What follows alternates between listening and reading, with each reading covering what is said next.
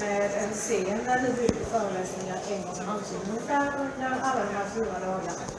Och det är ju Elmia Subcontractor själva som står för det här evenemanget. Och det finns ju en mängd olika nya material och spännande saker att titta på här nere i nästa utställning som jag nämnde.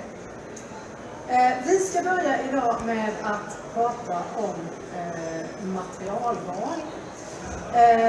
Och det är ju ett ämne som faktiskt berör de flesta som på något sätt har med industrin att göra. Och det vi ska fokusera på är hur kan valet av material öka både emotionella och ekonomiska värden.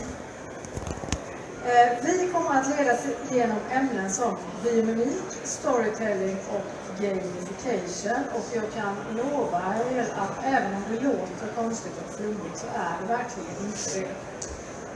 Christian Bergman som är industriell utvecklare på IDC West Sweden ska berätta för oss om det. Och när vi pratades vid för en vecka sedan så var det dig förklara det här med biomimik för mig, för det hade jag inte hört talas om. Och då berättade du att det är när man härmar naturen för att få inspiration till att göra någonting bättre. Alltså när man lär sig av naturen. Och ett ganska häftigt exempel som Christian gav mig, det var japanska tåg som hade gått. De var inte rätt byggda, de klarade liksom inte av att stå emot lufttrycket. Och då tittade man på kungsfiskans näbb, hur den såg ut. För den är ju jättebra på att störtflyga. Och så formade man då tågfronten efter hur den näbben såg ut och lärde sig efter det. Christian har varit på högskolan i Skövde, men gick över till IDC West Sweden för ett år sedan. Och det är ett utvecklingsbolag för tillverkningsindustrin i Skaraborg. Jag lämnar över till dig. Tack så mycket. Varsågod. Tack, det skulle jag höra. Ja, Christian Bergman heter jag och kommer från IDC, men vi driver också Material Connection Skövde som är ett globalt databas och materialbibliotek som har sitt säte i New York och finns på några olika orter i världen som Milano, Bangkok, Tokyo, Bilbao, i Korea och så i Skövde. Och vi har en databas med massa innovativa spännande material. Över 10 000 material i den databasen. Och utställningar med tusentals material i Skövde och några på väggen här också. Och jag ska prata lite grann om material och känna sa vi. Så vi hoppar väl rätt in i det här med ekonomi då. Och vad är det egentligen? Ja, tjäna pengar förstås, det tycker vi alla om. Men också att lära sig hushålla med begränsade resurser. Och som vi kommer in på, eftersom vi lever på ett jordklot med begränsade resurser så är det svårt där med ständig tillväxt. Så att vi måste hantera de begränsade resurser vi har. Och då är frågan då, är vi så himla bra på det? Ni känner kanske igen den här bilden med det här Earth Overshoot Day, den dag på året vi har levt över våra tillgångar för det året och gjort av med alla förnybara resurser. Vi kan gärna slå oss på bröstet här i Sverige så är vi bra på att återvinna plast och allt vad det kan vara, men om alla levde som vi så skulle vi göra slut på hela årets resurser redan i början av april. Och sen så bara tar vi om kapitalet. Är problemet att vi lever över våra tillgångar, eller är det helt enkelt så att vi är så himla dåliga på att ta vara på det vi redan har? Det här är en fisk, en torsk närmare bestämt. Och så här drar man upp i mängder över hela världen och gör fiskpinnar av och vad mer. Och då är det så att så här mycket av den, även om det kanske inte är just den här biten heter, så mycket använder vi av den. Och så här mycket ser vi som spill. Som det är inälvor och det är skelettet och det är fenor och allt det här. Så genererar alltså 50 miljoner ton spill årligen globalt. Lukten är väl bara det minsta problemet med det här. Och det här är ju så att vi vet inte vad vi ska göra med det. Men vi lär oss så mycket nytt hela tiden om hur vi kan nyttja resurser bättre. Och då finns det ett litet företag som heter Marinatex som har kikat lite på det här att det här vi kastar bort, det är fullt av en massa bra protein. Det här proteinet kan du då använda för att odla fram bioplaster. Blanda det här med lite alger så räcker spillet från en fisk till att göra 477 kassar. som man odlar fram. Och eftersom allt det här kommer från havet, alger och så är det också helt nedbrytbart i havsmiljön. Så att om de hamnar där så bryts de ner. Så det finns ju en otrolig potential i att hitta nya material på helt oanade ställen. Och det här med att ta hand om spill, det är ju en sån viktig sak vi måste kika på framöver. Och var hittar man detta? Tittar man på en produktutvecklingsprocess så det är lätt att titta i produktion. En sak, det kommer spill från avverkning och vad det är. I bästa fall kan du ta upp det, smälta ner och köra rätt in i tillverkningen igen då. Men det måste ju börja lite tidigare i den här processen, för att det är ju egentligen redan i idéfasen som vi konstruerar in spill i våra produkter och tillverkningsprocesser. Så att det börjar med en bra idé, där vi måste alltså jobba med cirkulär ekonomi och cirkulära affärsmodeller. Vi kan inte ska hålla på och sälja prylar, utan vi kan mer och mer dela på saker och erbjuda tjänster istället. Sen går man in i en konstruktionsfas där det handlar om vad kan du göra för att göra en produkt lättare att separera, för att kunna källsortera materialen eller uppgradera och reparera det. Och sen så kommer man till produktion och kan göra det för att optimera och så. Och det finns ju alla möjliga strömmar här som går med material som blir över och som man kan ta in på nya ställen. Och vi har en del företag som vi jobbar med, både med Connection och IDC, som börjar jobba väldigt bra med detta. Och ta hand om både sitt eget och andras spill. Vi har till exempel Offect som gör sina soundsticks, som är alltså ljudabsorbenter, som de samlar in av överbliven stoppning och så från produktionen. Och här jobbar de också tillsammans med alla andra bolag i koncernen för att samla in detta, sortera så man får någorlunda samma färg, göra såna ljudabsorbenter av, man har återvunnen aluminium, man använder dragkedjor istället för lim. Det är också en viktig komponent i det hela, man inte fäster ihop material. Vi har BHL Lund som gör ljudabsorbenter också. När man gör stora grejer så blir det alltid spillbitar över när man klipper till tyg. Då kan vi använda de små bitarna till att göra mindre produkter. Så de tjänar in lite extra grejer på att göra produkter vid sidan av som är den huvudsakliga idén man har. Så det här är ju lätta exempel egentligen. Det är ganska lågt hängande frukt att ta det man redan har. Men sen så kan vi börja kika lite på vad man hittar andra spill också. Och det behöver inte vara så här himla svårt som det är. Det här är Recycle, kallar man den. Den är gjord av sådana här Nespresso-kapslar som vi gör av med i mängder i alla de här cappuccino-maskinerna och vad det är. Och även om den kanske är mer av ett statement för att visa hur mycket material vi kastar bort. Till och med ringklockan är utformad som en sån här Nespresso-kapsel. Så sänder det viktiga signaler att vi måste bli bättre på att ta vara på allt det här materialet som vi använder oss av. Sen har de här lite svårare grejerna, typ som fiskkassen, så kikar man också på hur ämnen som kommer ur räkskal kan användas för att göra skottkläder. Det är mycket händer på den här sidan med odlade material. Och sen så finns det ju mer traditionella sätt, som vi har den här skon från ett i Lidköping som är helt och hållet av återvunna material. Plasten i den kommer från havet, gamla fisknät och sånt som driver omkring. Vi har ananasplast i den här delen, det är återvunnen bomull, det är återvunna skosnören, alltihop är återvunnet och etiskt producerat. Men var får man då tag i allt detta? Var hittar man alla dessa märkliga material? Ja, dels så har vi en databas, Material Connection, där man kan hitta mängder av sådana exempel. Men hur får man tag i allt det här spillet också? Det finns också en annan databas som heter Excess Materials Exchange, som är en dating-site för material, kan man säga. Vi har så här mycket över av det här materialet som vi inte vet vad vi ska göra med. Och så använder den AI för att matcha ihop den med andra som kan göra någonting av det. Ett helt fantastiskt exempel på detta är att i Holland, känner ni till, så odlas det en hel del tulpaner. Och när de har blommat ut så kronbladen trillar av, så antingen låter man dem ligga och förmultna bara, eller så krafsar man ihop det där och eldar upp det. Så var det någon som kom på att ur de här kronbladen så kan man utvinna pigment och göra färg av. Det är ganska mycket tulpaner vi snackar om här. Så att man räknar på att det här är en marknad värd 15 biljoner kronor. Inte miljoner utan biljoner. Och för att kunna samla in allt sånt här så det underlättar ju lite då man är flera tillsammans. Det är svårt att förändra världen ensam. Men en typ av initiativ som finns här, det är ju det man kallar industriell symbios.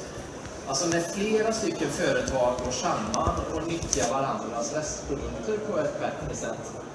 Det första och kanske mest kända exemplet på det här, det är Kalundborg i Danmark. Där en massa stora industrier har gått ihop och delar på resurserna på ett annat sätt. Och den enes överskottsvärme går in och värmer den andres och spillmaterial från en produktion går rätt in i nästa och blir andra produkter där.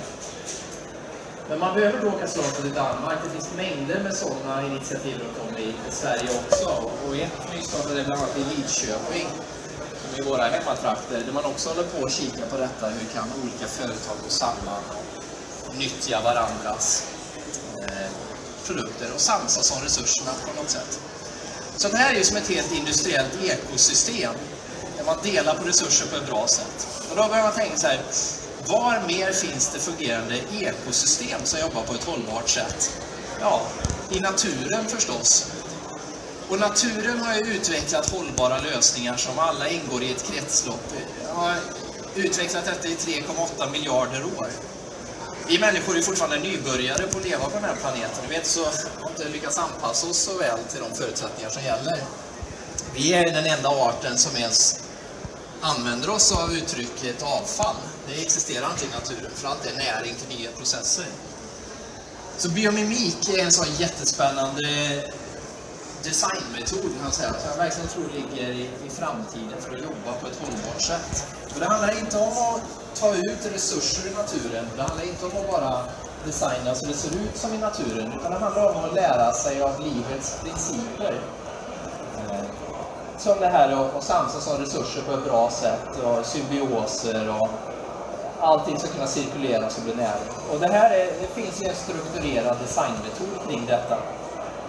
Och det mest kända exemplet på biomimik som alla ni har stött på någon gång utan att tänka på det kanske, det är ju det här. Korva, det har ni alla sett. Det kommer ju från naturen och så har man sett där när de här fastnar i kläderna att det här kan vi göra någonting av. Eiffeltornet kan vi inte visa. Det är faktiskt inspirerat av mänsklig benstruktur. Om man tittar hur det ser ut inne i lårbenet till exempel, den strukturen som är där, är otroligt lätt och stark. Och det har faktiskt inspirerat designen till Eiffeltornet då. Vi pratar om att tjäna, och då, för att tjäna pengar så vill man ju spara på saker. Spara på material och spara på energi. Och några som är väldigt bra på det är de här termitstacklarna som står i varma klimat, men det är väldigt kallt på natten. Och då tar man kall luft från jorden på natten och så sprids det i de här gångarna inne i stacken och håller en behaglig temperatur där. När man har överfört den principen på byggnader så har vi till exempel det här, ett varuhus i Zimbabwe som heter Eastgate. Som också är ett sånt passivt kylsystem där kall luft sugs in på natten och sen sprids ut i kontorslokalerna på dagen. Och det här använder ungefär 1/10 av energin som jämförbara varuhus på samma ställe gör. Så det är enorma energibesparingar där. Vi lägger 20% av världens energi på fläktar. För det sitter i allting, bara för att få rätt temperatur. Och när vi också går till att kika på nya saker som AI för att kanske ta som generativ design och topologioptimering och sånt man ser i 3D-print. Så låter en dator optimera vad är det bästa sättet att binda samman två punkter för att använda så lite material som möjligt men få så hög styrka som möjligt. De lösningar man får, de ser ju tämligen organiska ut. Och så att det här finns också en väldigt intressant koppling tycker jag till hur naturen bygger saker. Jag tänker hoppa där i stort sett till allt det här, för det väcker mycket känslor det här med att knyta an till naturen. Och det finns andra värden i material än bara det rent ekonomiska. Då vill vi komma in lite grann på det här med hållbara känslor. Och hur det också styr konsumtion och hur man kan påverka människor till att jobba mer hållbart. För visst är det så att känslorna styr väldigt mycket det vi skaffar. Det vi bär på oss och omger oss med, det uttrycker på något sätt vilka vi är. Och när man ser sådana här grejer twittras i nyheterna, någon modetidning som säger nej men titta, nu har han burit den här klänningen 4 gånger offentligt. Hur kan man med? Det är ju helt fantastiskt. Nog påverkar känslorna hur vi byter produkter då. Det var ju någon smart som kom på det. Men titta, jag visste inte att man kan använda en klänning mer än en gång. Det här kommer ju spara mig massor med pengar. Det var faktiskt ett amerikanskt nyhetsankare som gjorde ett experiment. Han var så trött på att hans kvinnliga kollega fick en massa kommentarer på vad han hade på sig hela tiden. Så han körde samma kavaj varje dag i ett helt år. Ingen lade märke till det. Men tillbaka då till hållbara affärsmodeller. Vi vet att det här är inte hållbart att hålla på sådär och engångsanvändning av saker. Och då kanske vi inte ska sälja produkter så på det viset, utan man kanske kan hyra ut dem istället som vissa gör, som Klädoteket där du kan hyra kläder och sen skicka tillbaka dem. Eller Houdini som också gör det, men där kan du också prenumerera på kläder och förnya. Så går de tillbaka så kan någon annan använda det. Och se här vilken mervärde om man då kunde ha hon Kate Middletons klänning. Tänk på att hyra den. Vilket extra värde det har skapat bara de har haft den. Det ligger inte bara i materialet det värdet. Det är många andra saker som spelar in i hur vi upplever värde. Och det här trendar ju i alla möjliga branscher, så ser vi mer och mer kommer in av återvunnet material och spillmaterial. Och man ser inte minst då i friluftsbranschen, kläder där. Det efterfrågas, konsumenter är mer medvetna och vill veta var saker och ting kommer ifrån. Och det här går ju förstås att bygga in. Som Tierra gör, de sparar ju inte bara pengar på att använda spillet till att göra nya jackor av. Nej, de är så smarta så de rebrandar ju det här också och gör det till en grej. Det här är inte gammalt avfall vi gör av eller spill. Det här är limited edition. De numrerar till och med plaggen och gör. Och hur är det så att när det handlar om återvunnen plast till exempel, så ett av problemen är att det kommer inte att gå att få det helt konsistent. Det kommer se lite olika ut kanske och lite färgskiftningar så. Hur länge vill vi fortsätta ha en bil som ser identisk ut med alla andra? Så man vill inte ha något unikt uttryck i det man har. För att kika vidare på det här med hur känslor påverkar oss så kan man gräva sig ner lite grann i teorin då. Och då finns det en som heter Patrick Jordan som har gjort det är som en slags Maslows behovstrappa, känner ni till, för mänskliga behov. Gjort det på produkter. I grund och botten så måste ju en produkt fungera för att överhuvudtaget ha ett existensberättigande då. Annars kallar det för konst. Och sen så ska det vara användbara, så är det lätt att förstå sig på. Som den här fantastiska kontrollpanelen jag hittat som man behöver titta en stund på för att begripa sig på. Och sen när vi har de bitarna på plats, då kan vi komma in på pleasure, alltså hur vi upplever en glädje kring våra produkter. Fråga bara vilken mackanvändare som helst hur de känner för sina produkter. Och det här går att bryta ner då på olika sätt. Vi har ju physio-pleasure som är det vi upplever med våra sinnen, känsel och syn och så. Psycho-pleasure låter rätt skumt, men det handlar om psykologiskt, sånt vi kan resonera kring och förstå oss på. Vilken smart idé. Eller ideal. De här idealen och värderingarna delar jag, därför känner jag att det här är en bra grej. Och social är sånt vi upplever tillsammans med andra. Vi kan enas kring ett spel eller en aktivitet som vi gör tillsammans. Nu är frågan, hur kan man då som designer eller produktutvecklare kan man bygga in det här i produkter på något sätt? Om man jobbar medvetet med detta. Det finns en massa bra designmetoder och tips och hjälp att få från till exempel en sajt som heter okala.net. Kan vi bygga in en emotionell koppling i våra produkter? Till exempel om en leksak ska monteras ihop tillsammans med föräldern så har du byggt in ett minne i den och en anknytning. Det fanns en forskare i robotik som gjorde ett experiment. Hon stötte på en sån här. En leksak fylld med sensorer och motorer som den viftar på svansen om du klappar den på huvudet. Men det är också så att den gråter och sprattlar om du gör så här. Och det står då håller i den här. Jag är en forskare där man vet att den här består av motorer och plast och gummi och sensorer. Men nu har den fått nog så. Och det tänkte att det här triggar dem till att göra ett experiment. Så de samlade in en massa kompisar och så fick de varsin sån här och så fick de namnge den och sen leka med den i en timme.